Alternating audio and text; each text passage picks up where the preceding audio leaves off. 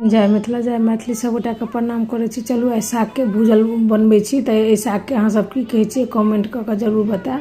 तो ये साग के बढ़िया से हम 2-3 पन्ने धो लेलहुँ हँ, मिही मिही क के काट लेलहुँ। एक छोटा साइज के आलू देलिया और प्याज काट लेलहुँ हँ। 2-3 टा को लहसुन के आ 2टा हरा मिर्ची काट के रख लेलहुँ हँ। गैस पर लोहिया चढ़ा दिलिया, ओहिमे से तेल डाल के सरसों के फोरन दे दिलिया, एक सुखेलका मिरचाई दे दिलिया।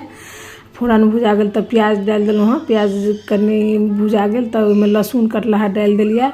लहसुन पहिने नहीं डालबे, लहसुन जड़ जाए छै ना तो अच्छा स्वाद नहीं रहे छै। अब प्याज भुजा गल तो हरा मिर्ची डाल के संग संग आलूओ हम खसा दिलिए।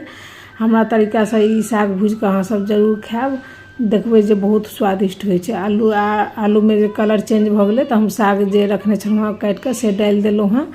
ओकरा बढ़िया से मिक्स क लै छी लारि के। आज स्वाद के अनुसार से नमक डाल दिलिया और किछ नहीं में देबाक छै बस।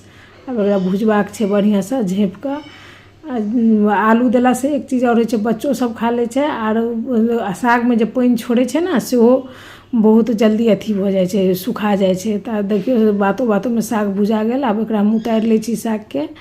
अहाँ रोटियों संगे खेबे ना ई साग भुजल तो बहुत नीक लागे। अहूँ सब जरूर बनाओ। वीडियो यदि नीक लागे तो अहाँ सब लाइक सब्सक्राइब जरूर से करब। Thank U.